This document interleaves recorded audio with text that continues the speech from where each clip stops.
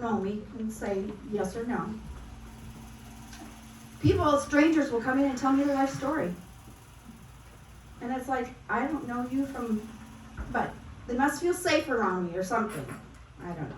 But anyway, it's been a great ministry even at the shop to just be able to be with people, and then there are people in the community who know me who will just stop in because they want to share something, and it's awesome. We are the parents of 4 grown children, and one is a son who died when he was a month old. We have 2 boys and 2 girls. They are all gainfully employed, thank goodness. And 3 of them are married, and we have 5 grandchildren. We have an 11-year-old. We have 3 4-year-olds, not triplets. They're all cousins. And a 2-year-old, and we have another one on the way in August. So we are pretty excited. And they are all close. So our son lives in Alex, and then our 2 girls, one lives 5 miles this way, one lives 5 miles this way from me, so I get to see my grands quite a bit.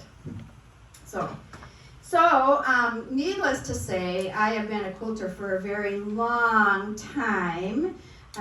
My godson is turning 43 this December, and I made him a quilt. So I've been quilting a long time, but I've always sewn, and then I started quilting as well.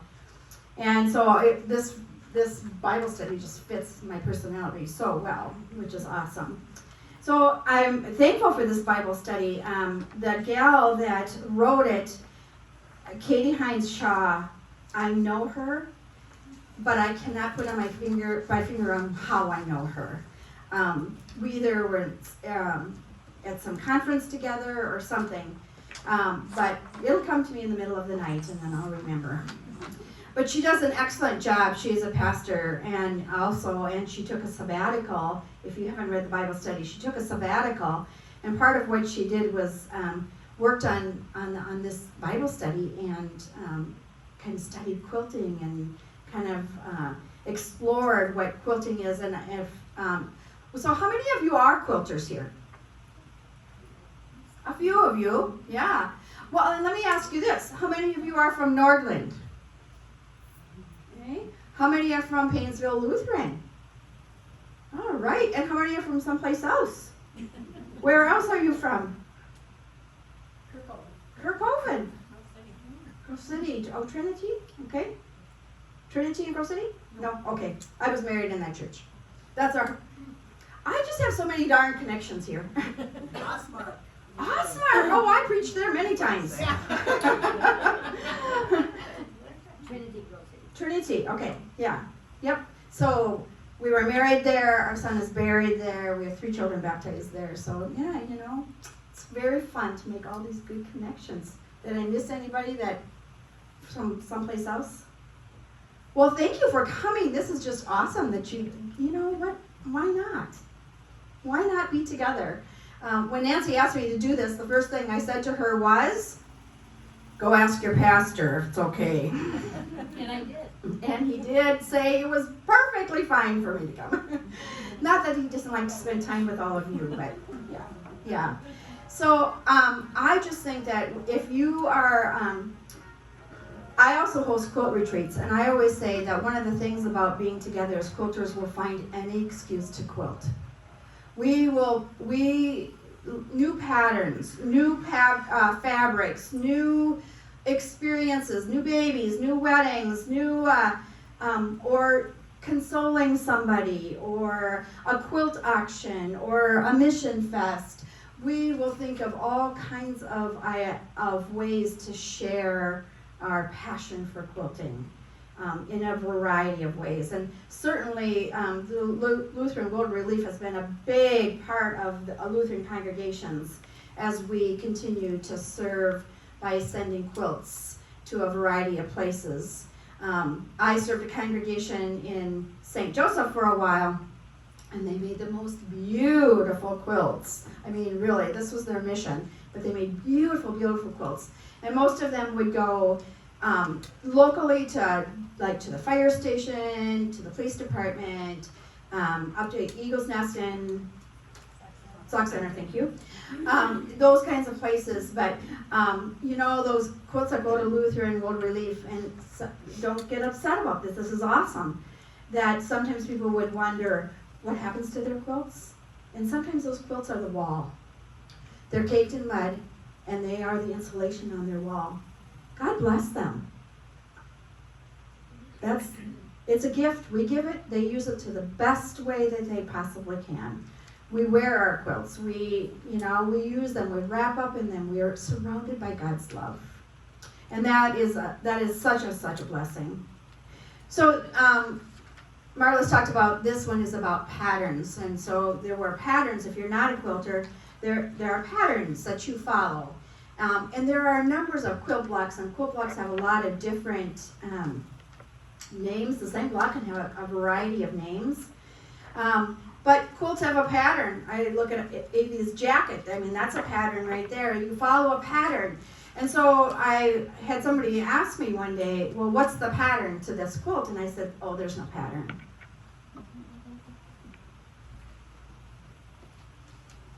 And then I read this Bible study. And I said, oh, yes, there is a pattern. Even if it's just 4 blocks, there is a pattern. 2 plain, 2 fabrics. Okay, 2 pretty fabrics. So even if you don't think there's a pattern, there's a pattern. This quilt is my scrap quilt. And there are going to be 7 of them. 1 for each of my children to use in their cars. The picnic quilts. Right? So these are scraps, and I was visiting over here. Lisa? No. Is it Lisa? Yes. And about that quilt that's laying right there, so you can tell your story after a while about all of the fabrics that are in there. Grandmas and great-grandmas and moms and all that, and that's what this quilt is too. I mean, I can look in here and I can say, oh, that's Luke's shorts, or that's Trisha's dress, or and so it tells a story, even though these are just scraps from my stash. But there's also all these memories that are in here. So I'm gonna turn it around to you. I'm also one of those stash busters. Like, I like to use everything. Who just asked me? Oh yeah, you asked me about the triangles. Yes, I am the triangle lady. Okay, so somebody got a pattern here with here.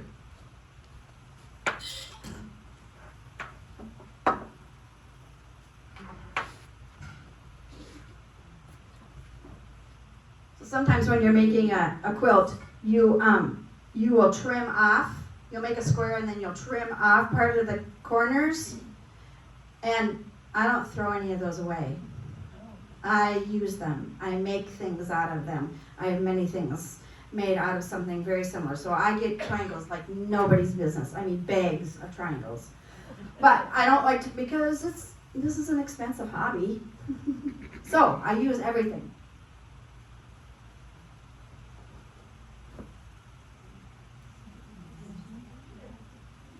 So those are all leftovers from other quilts that I used on the back. Now, if you look closely, and you can do this later, look at the binding. The binding, that's the part of the quilt that puts it all together, that holds it all together. This little strip right here.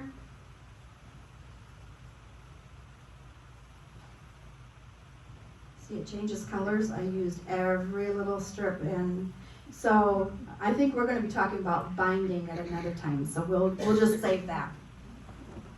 Patterns. Pardon? Yeah, third section is on. Yeah. So patterns. Think about patterns in your own life. What kinds of patterns do you follow? Do you get up in the morning? And what's your routine?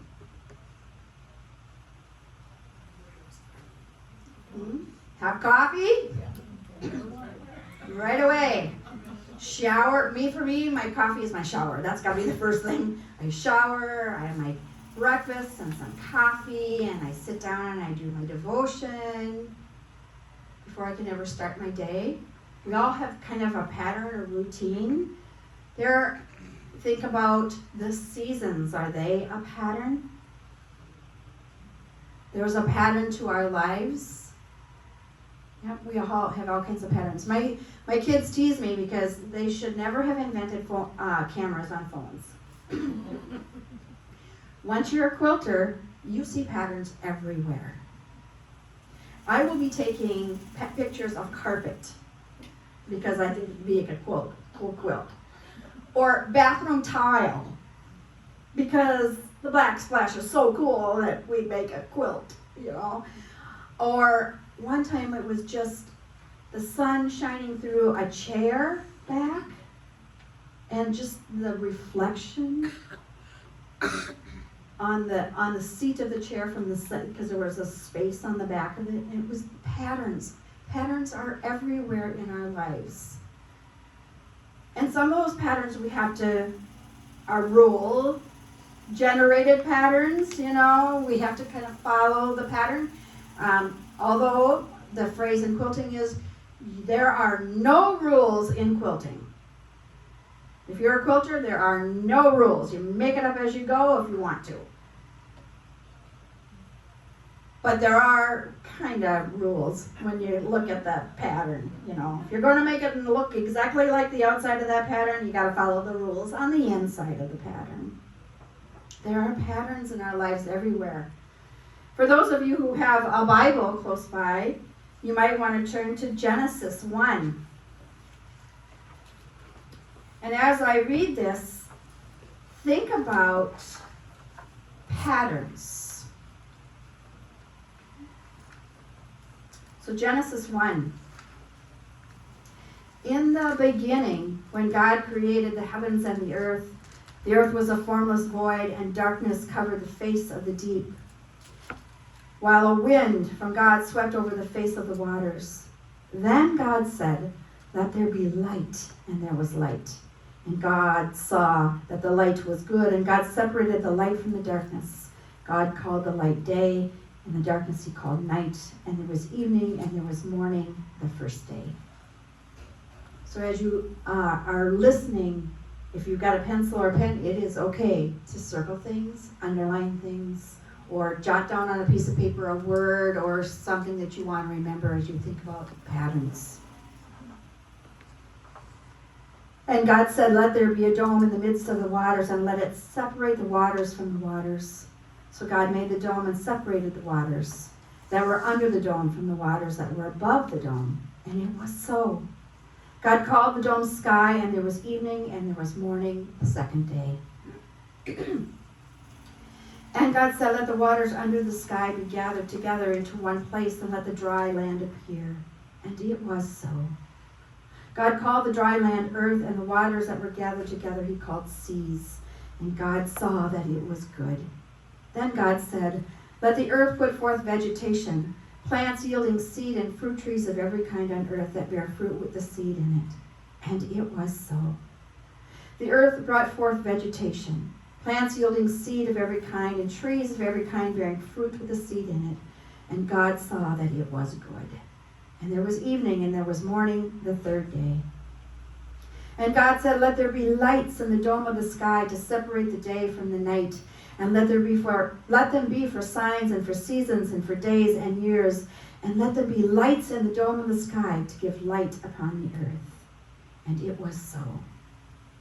God made the two great lights, the greater light to rule the day, and the lesser light to rule the night, and the stars. God set them in the dome of the sky to give light upon the earth, to rule over the day and over the night, and to separate the light from the darkness. And God saw that it was good. And there was evening, and there was morning, the fourth day. And God said, "Let the waters bring forth swarms of living creatures, and let birds fly above the earth across the dome of the sky." So God created the great sea monsters, and every living creature that moves of every kind, with which the waters swarm, and every winged bird of every kind. And God saw that it was good. God blessed them, saying, "Be fruitful and multiply, and fill the waters and the seas, and let birds multiply on the earth." And there was evening, and there was morning, the fifth day. And God said, let the earth bring forth living creatures of every kind, cattle and creeping things and wild animals of the earth of every kind. And it was so. God made the wild animals of the earth of every kind, and cattle of every kind, and everything that creeps upon the ground of every kind. And God saw that it was good. Then God said, let us make humankind in our image, according to our likeness, and let them have dominion over the fish of the sea, and over the birds of the air, and over the cattle, and over all the wild animals of the earth, and over every creeping thing that creeps upon the earth. So God created humankind in his image. In the image of God he created them. Male and female he created them. God blessed them. And God said to them, be fruitful and multiply, and fill the earth and subdue it, and have dominion over the fish of the sea, and over the birds of the air, and over every living thing that moves upon the earth. God said, see, I have given you every plant yielding seed that is upon the face of all the earth, and every tree with seed in its fruit. You shall have them for food. And to every beast of the earth, and to every bird of the air, and to everything that creeps on the earth, everything that has the breath of life, I have given every green plant for food. And it was so. God saw everything that he had made, and indeed it was very good. And there was evening, and there was morning, the sixth day. Thus the heavens and the earth were finished in all their multitude. And on the seventh day God finished the work that he had done, and he rested on the seventh day from all the work that God had done. So God blessed the seventh day and hallowed it, because on it God rested from all the work that God had done in creation. Let us pray. Oh God, we thank you for times of refreshment and peace, for summer days, summer nights, for breaks in our busy schedules. Help us to appreciate the leisure that we are given to look at it as a time of renewal for our bodies and our souls and our minds and our spirits, so that we may be always open to your love and your mercy through your creation and through your Son, Jesus.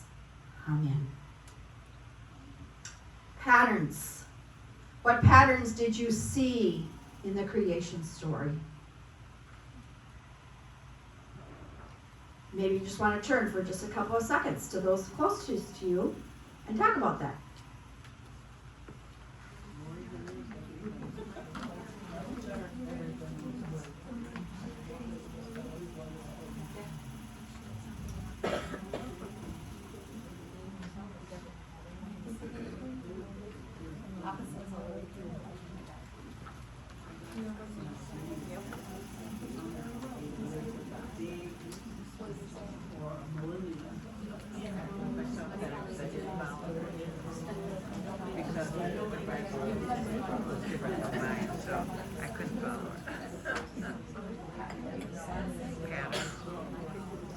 So what pattern did you see? Did anyone want to share one that they saw?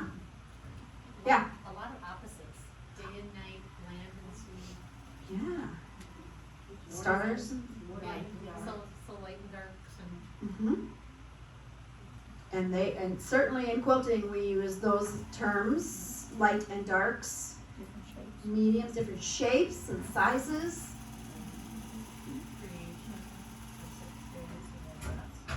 Oh, thank you. 6 days and rest, because this is about renewal and rest.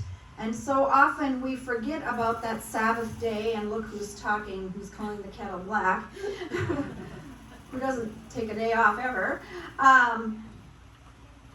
But Sabbath is so important in our lives, whatever Sabbath that might look like in your lives.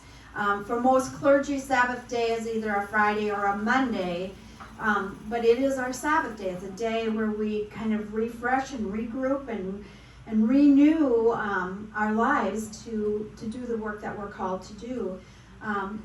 And Jesus certainly honored the Sabbath, but did he get in trouble sometimes on the Sabbath? Because he would heal. But I think it's maybe important to think about, even though the Sabbath is a day for rest and renewal, it's also a day to love God's people. And if it means healing or helping, that's not against God's law of loving your neighbor and loving God's people, whoever they are, wherever they are. What else did you see? What other patterns? Yeah. Every time you made something, you said it was good. It was good. It was good. Yeah. It's kind of like that constant reminder, like a bell going off. And it's so important for us to remember as we think about it here out in this farmland. We think about God's good creation, and it was good, and how we cared for it. It's this constant reminder, it was good, and we need to make it sure it's good for more generations coming. What else? The thing that I liked about, most of our spouses who don't understand quilting, or people who don't understand quilting, will say, really? You take that beautiful piece of fabric and then you cut it up into little pieces and then you put it back together again? Why didn't you just leave it full in the first place? Well, it's about building. It's about building something and building onto it. So you cut it into little pieces, and then it grows into something, into something beautiful. You make a block. I'm looking at that baby quilt right up there, where you start in the middle and you've got this beautiful yellow star, and then it builds and builds and builds. And that was kind of the creation story. God started with something very simple, and built on that, and built on that, and built on that, and built on that pattern. It's just like a kaleidoscope. As I was reading this study, it made me think about the St. John's Bible. Has anyone been able to see any of the St. John's Bible? Gorgeous. And if you have seen the creation story pieces, oh my goodness, they are just so... If you ever get a chance to go up to St. John's and walk through and see some of that Bible, do it. Take that opportunity. The artistry, the talent there is just incredible. And with a little bit of gold flake on there. Oh, yeah. I wish I would have had some of that creation to show you. That would have been awesome, but I don't own those books. They're very expensive. So we see patterns. And so those of you who are in the church year, we have patterns to our church year as well. It doesn't start on January 1st. Starts in the middle of December or November, depending upon when the calendar. We start, we end with Christ the King Sunday, and then we start all over again with Advent. And there's a pattern to our liturgical life. There's a pattern to how we live out our faith in the liturgical year through Advent and Christmas and Lent and Easter, and now in this long season of Pentecost that goes all summer long. And there's a pattern to what we do in our worship services. We open with songs, we open with prayer, then we go to our confession, and there's a pattern to our daily worship life as well as even in our personal lives, how we might do our devotions. Do we open with prayer? Do we journal? In this same book that you all have, there's an article in there about journaling. I'm not a very good journaler. I'm a talker, not a writer. But there have been times when I have journaled, and it is amazing to go back years later and to look at that. So, what is the pattern to your own personal devotional life as well? So we pay attention to patterns, but those of you who are quilting, okay, so this is true confessions. On Thursday, my son-in-law came and asked me if I would make a t-shirt quilt. I said, oh, sure. When do you need it by? The 17th. Thursday was the 2nd. Yeah, so, and he didn't come with t-shirts either. Of course not. So Sunday night, I'm busily cutting t-shirts, and today I went in early, had some time, so working on this quilt, I made a mistake. I cut when I wasn't supposed to cut, or I cut too short. So I didn't have enough fabric, you know? Well, those things happen in our lives too, don't they? Those same kinds of things happen, and we have to adjust the patterns, maybe. In this case, I was able to make a fix that made the pattern stay the same. But sometimes you can't. Sometimes you have to change the pattern. And that happens in our lives, that sometimes we have to change the pattern. Never in my life would I have ever imagined that our infant son would die at 1 month of age. Boy, was that a change in the pattern. I mean, you know, those of us, you get married, you start to have your kids, you got your life plan, and then something else happens, and the pattern of your life changes. And that happens in the church too. We had a pandemic. Did that not change the life and the patterns of our worship together and the way we did church together, the way we were the body of Christ? And that happens. But you know what? Some awful, wonderful things can happen when you change the pattern. A new quilt design suddenly emerges that you never imagined. Or opportunities.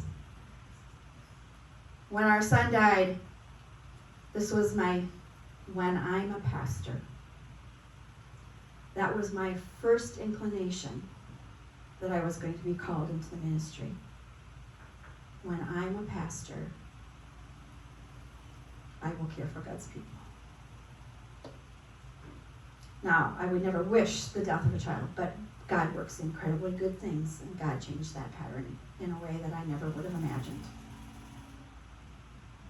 God changes the patterns in our lives, and we are blessed if we take those opportunities to look at those pattern changes as possibilities instead of something that isn't going to work out and we throw it in the corner and it never works again.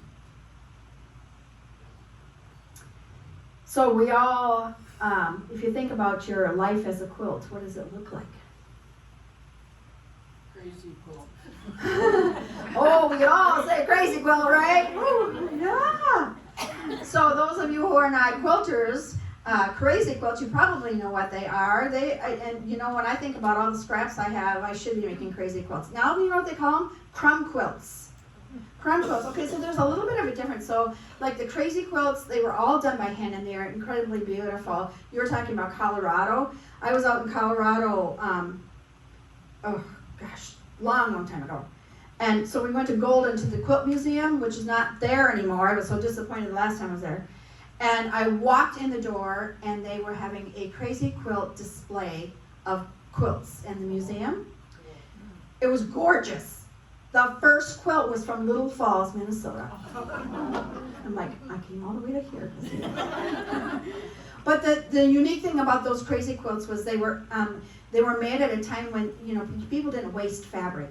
And it was the silks and the brocades and the damasks and all of those very fancy, very expensive that you didn't want to waste fabrics. So you made it. And then they did this incredible embroidery over it that just is to kill, you know, you just want to, so fantastic. And they all have a little spider web on them too. And there's a reason for the spider web. And it catches God's prayers, or it catches something. I can't remember, I'd have to look again.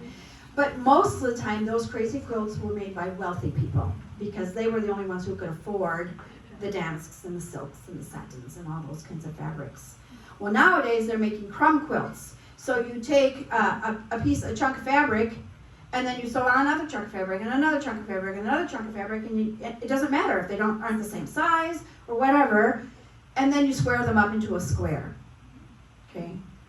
Boy, does our lives feel like a crumb quilt sometimes? Our lives feel like a crumb quilt? Like pieces that are put together that don't fit together? Or you whack off a piece of it that isn't there anymore? Because things happen in our lives. Relationships are broken. Jobs are lost. Our lives are like a crumb quilt. And that's kind of a crazy quilt pattern. And yet it works. It becomes something incredibly beautiful. Incredibly beautiful. We can think about our congregations as quilts too. Because do we not have a lot of different people together and a lot of different ideas and a lot of different ways of doing things, and we've never done it this way before, and you know that line.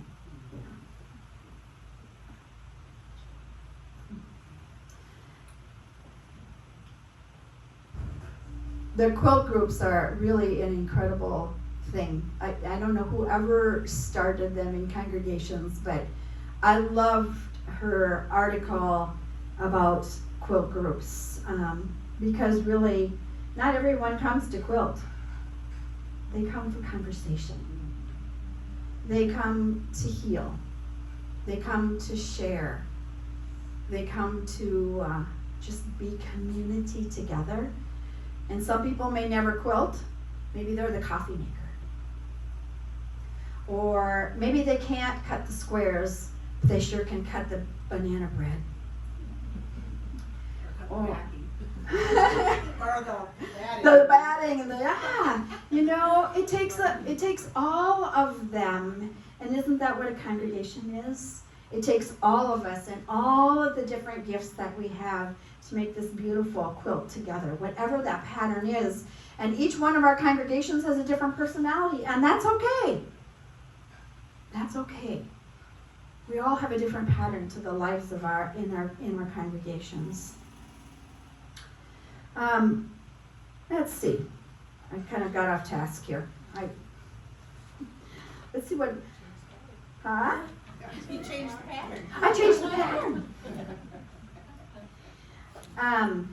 So let's go to John 13. Oops. This is my study Bible from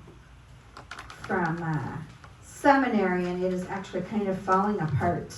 I've used it so much, and it's so written in. It's awesome, though. So John 13, chapter 13, verse 1. Now before the festival of the Passover, Jesus knew that his hour had come to depart from this world and go to the Father. Having loved his own who were in the world, he loved them to the end. The devil had already put it into the heart of Judas, son of Simon Iscariot, to betray him. And during supper, Jesus, knowing that the Father had given all things into his hands, and that he had come from God and was going to God, got up from the table, took off his outer robe, and tied a towel around himself. Then he poured water into a basin and began to wash the disciples' feet, and to wipe them with the towel that was tied around him. He came to Simon Peter, who said to him, "Lord, are you going to wash my feet?" And Jesus answered, "You do not know what I'm doing, but later you will understand." And Peter said to him, "You will never wash my feet." Jesus answered, "Unless I wash you, you have no share with me." Simon Peter said to him, "Lord, not my feet only, but also my hands and my head." And Jesus said, "One who is bathed does not need to wash except for the feet, but is entirely clean. And you are clean, though not all of you." For he knew who was to betray him. For this reason he said, "Not all of you are clean." After he had washed their feet and put on his robe, he had returned to the table. He said to them, "Do you know what I have done to you? You call me teacher and Lord, and you are right, for that is what I am. So if I, your Lord and teacher, have washed your feet, you also ought to wash one another's feet. For I have set you an example, that you also should do as I have done to you. Very truly I tell you, servants are not greater than their masters, nor are messengers greater than the one who sent them. If you know these things, you are blessed if you do them. I'm not speaking of all of you. I know whom I have chosen. But it is to fulfill the scripture. And I give you a new commandment, that you love one another, just as I have loved you. You also should love one another. By this, everyone will know that you are my disciples, if you have love for one another. Every time I read that Jesus took off his outer robe and got down on his knees and washed his disciples' feet. It chokes me up to think of how Jesus humbled himself. Actually, how Jesus changed the pattern. Jesus turned upside down that pattern. He was not following the cultural norms. He was not doing what he was supposed to do, but instead changed the pattern. So there's another question to think about.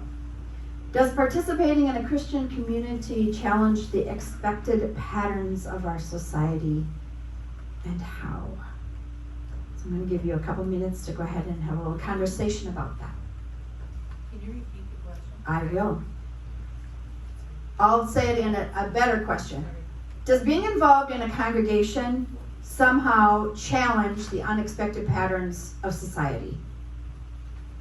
So what we follow as Christians,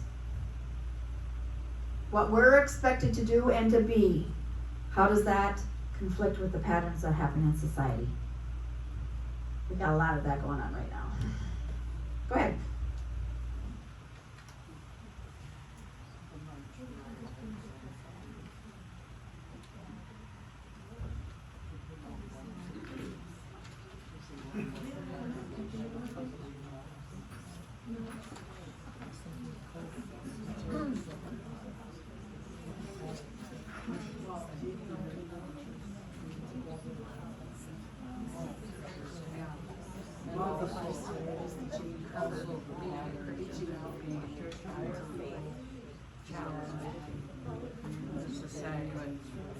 What society is, what do they think about us? Are we going, I mean, we're two different, are we two different things?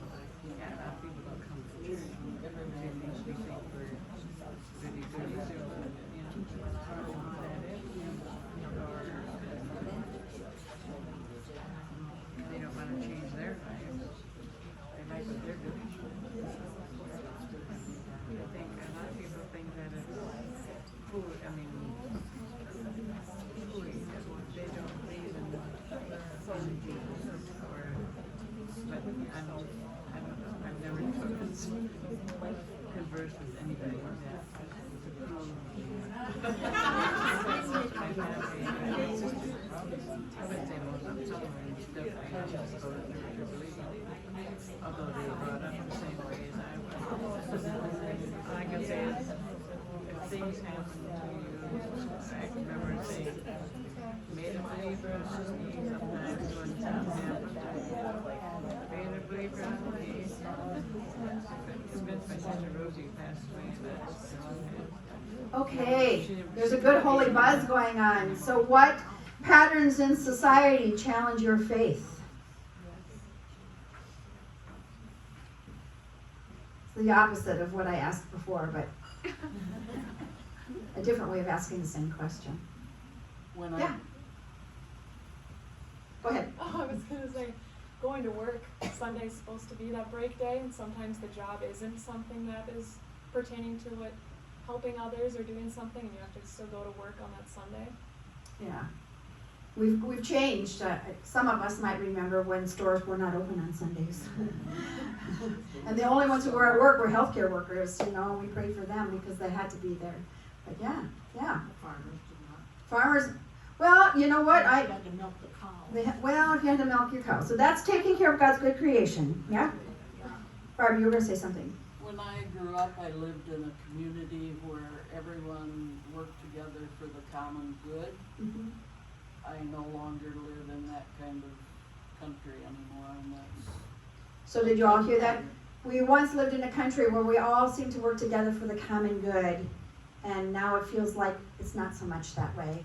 I don't know if anybody did this on Memorial Day, but I always like to watch one of those war movies, even though they're hard to watch. Saving Private Ryan or Pearl Harbor.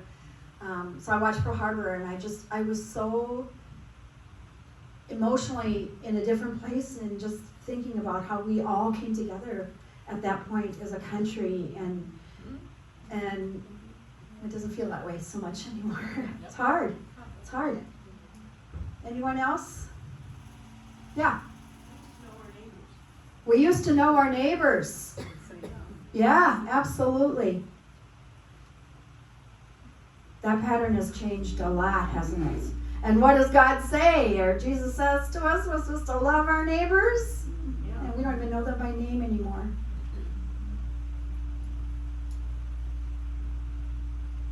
What else? Anybody else? The violence in the world.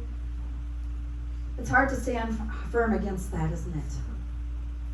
You were going to, I'm sorry, I don't know your name. Oh, I'm Kari. Hi, Karen. I just think a lot about how, Jesus used the underdog, the sinner, the one that everybody wanted to either stone, throw in jail, or kill. And those were the ones he used, women and men. And I think today, there's those with power And those we put on a pedestal. yeah. Who would he use? Well, he does. He uses those that are the underdog all the time, but they're not in the limelight, or they're not the ones that we're thinking of right now. So just to repeat what you said, so you didn't all hear, but if you didn't all hear, Jesus used the outcast, the lost and the last and the underdogs and the widows and the orphans and the sinners and, unclean, untouchable people. Those are the ones that Jesus was ministering to, and God used that to proclaim the kingdom. And today it's a whole lot different. Seems sometimes like the underdog gets beaten down more and more all the time. And how do we change that pattern? How do we change the pattern of violence? I don't know about your pastors, but the Sunday after Uvalde, I took it on in worship. I preached it because it needed to be said. We have to stop the violence. Now, I don't have the answer to do that. I don't know exactly how to do that. But it isn't, over and over again, prayers and thoughts are not enough. Pope Francis says, you pray for the hungry, then you feed them. That's how prayer works. So we pray about violence, but we got to do something too. That's how prayer is. We need to love children more than we love guns. We won't get political here, but yes, we need to do something different. Right, Barb? We need to do something different than what we're doing. We need to change the patterns. We've also forgotten how to compromise. Oh, We all are set in our own ways. Everyone who wants their own way. okay, we've forgotten how to compromise. You lock up a country when you no longer want to understand one another. And boy, even in the story about Jesus washing feet, he's compromising with Peter a little bit here. He's moving back and forth in this conversation with Peter to get Peter to a place where, let's work together in this. Yes, it's tough, and it isn't always easy to be a Christian. It's getting harder and harder to live our Christian values in a world that doesn't always value what we value. To live humble lives and to walk with Jesus and with our neighbors, all of them together, whatever they look like or whatever they say or do, if they're different from us. We've also, I think, stopped listening and hearing. We're so ready to say the answer without actually hearing the pain that's coming from people. We digress from the Bible study. That's okay. So there's another question here. What is one pattern that has changed for the better in the church in your lifetime? What's a pattern that you think has changed? Women are ministers. Thank you. Yay. Yeah, we have a voice. Yes, there was, and there are still plenty of denominations who do not ordain women. Just, you were talking about the pandemic, the fact that most of our services are live streamed at one point or another, so we're reaching a different set of people than just those butts in the seat. And you know, we were live streaming long before we had to. But you can see who is watching your live streams, and I was amazed who was watching our live stream. People who would never have set foot in the pews anyway, because back to what you were kind of saying, some way or another, someone's hurt them. These underdogs have been beaten down again and again and again, and they've been hurt by the church. And they wouldn't ever set foot in the church door, but there they are on the live stream. And they're continuing, which is really interesting. This just happened a couple weeks ago. Somebody from another country commented on one of our sermons. And it was like, wow, this is really cool. God's doing some things, changing the patterns, the way we do things. That's amazing. I think about what's a pattern in your own life that has changed your Christian walk.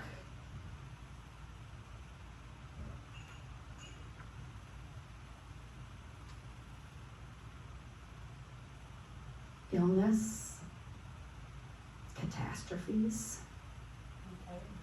retirement.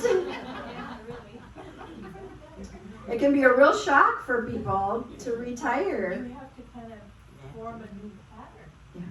Yes, The you do. pattern is still all the stuff, but I cannot remember what the percentage is, but we had a good friend who was a highway patrolman, and he said the percentage of highway patrolmen who die of heart attacks within 6 months of retirement is incredibly high.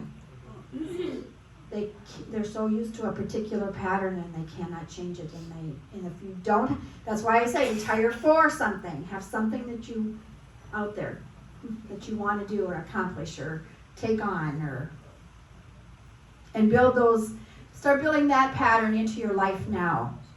You know, I think about all these people who say, oh, when I retire, I'm going to learn to quilt. I said, start doing that now. Start doing that now. Experiment now. Change the patterns of your life, because quilting, for one thing, can be a Sabbath time. It's a really holy time.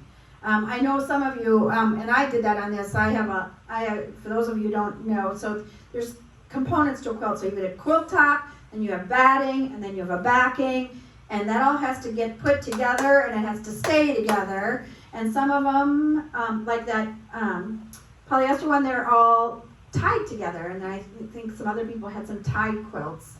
I have one of those great big long machines that I can put the whole quilt on, and I can quilt it.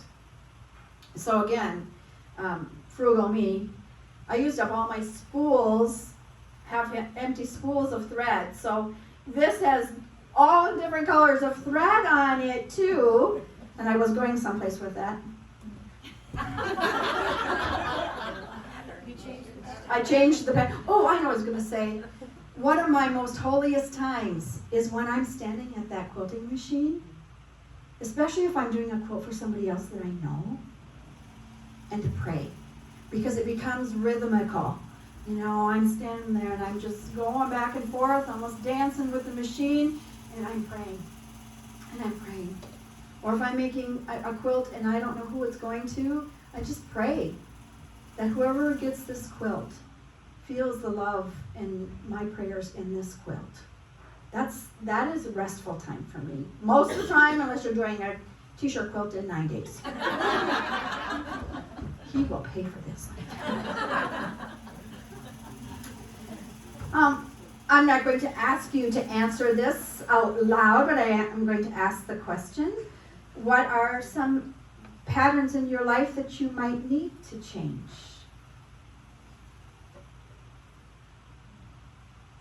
Or might want to change? Might you want to take on reading the Bible every day?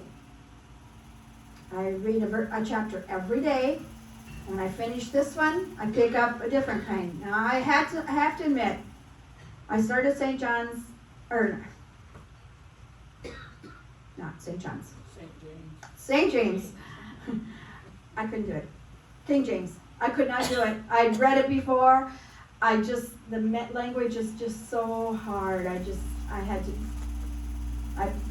think I read it through for the last time. I blessed it, and I said, now you're going on the shelf.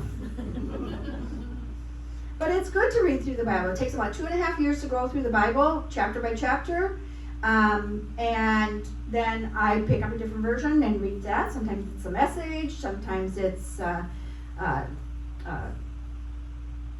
NIV or NRSV. There's a whole lot of different varieties out there. There's those life ones that give you questions to answer during the chapter. So that's a good new pattern to enter into your life. Or maybe just taking a minute. Take 1 minute and pray. Yes, Nancy. Lots of programs out there you can get, some of them for free on your phone. I have 2 of them, Yes.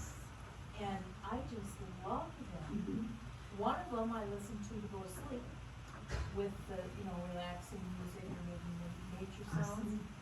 And Kenny, when he takes his hearing aids out, he doesn't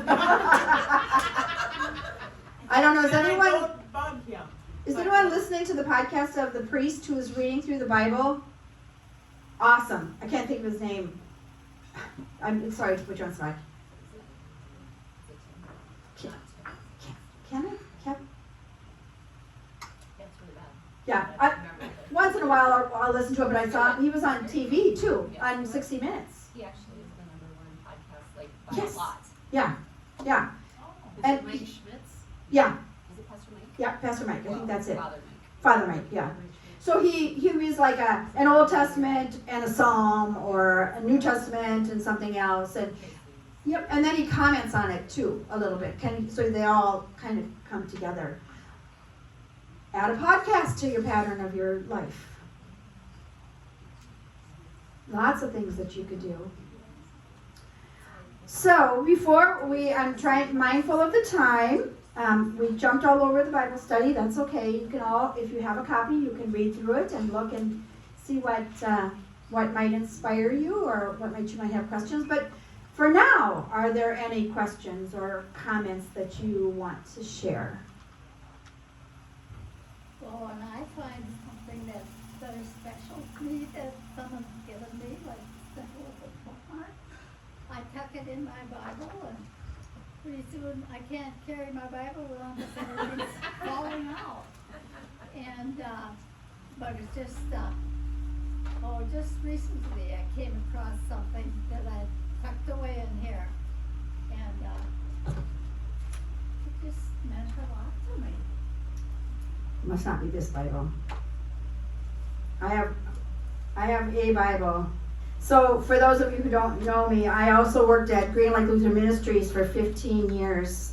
And so we did lots of fun different devotions. And one of those devotions involved writing a letter to yourself. And it's still sealed in one of my Bibles. I haven't opened it. I wonder what I said to myself. But I do the same thing. See, look at I have all these things that keep jamming in here all the time. When do you think you'll open it? I don't know. I probably better open it while I can still read it, right? Maybe the next time I'll open it because I had confirmation students write a letter to themselves early in this fall, and I told them I was going to mail them to them this summer for them to read. So maybe I'll read it too. Yeah. And this is a great Bible study to ask those confirmation students, what kind of patterns do you want to change in your faith journey, and to have them write their letter about that. Other comments, questions, concerns? Look at, you're all looking in your Bibles at all the things that are tucked in there. I have a lot of funeral things in here, or worship services planned in here.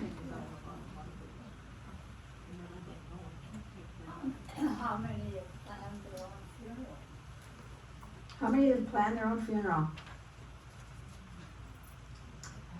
So I thought that I wanted to do that for my kids. This is really not at all a part of the Bible study, but I'll answer it. I thought that I wanted to do that for my kids being the pastor. I'll pick out the music, I'll pick out the scripture. That was, like 20 years ago when I was young and foolish. And then I did funerals. And if you don't know, we did 16 funerals in about 10 weeks at Peace Lutheran, starting with the death of a 17-year-old girl in a car accident. What I come to realize is that the funeral isn't about me. It's about my family. And they need to decide what best will help them through this time of grief.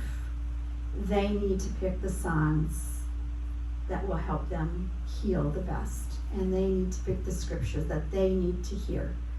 Now, does that mean I don't have a few suggestions for them? And my only request is that they sing Silent Night at my funeral. If they have a funeral. And I don't care what time of year it is, but our infant son who died was baptized on Christmas Eve. And that's the only thing I would really like. So, but really, the funeral is for the living. The funeral is a way for them, for you all of us to cope with this pattern that just got ripped up. A great big chunk is missing out of the pattern and we can't quite complete it, the quilts, without it. We have to figure out new ways to do that.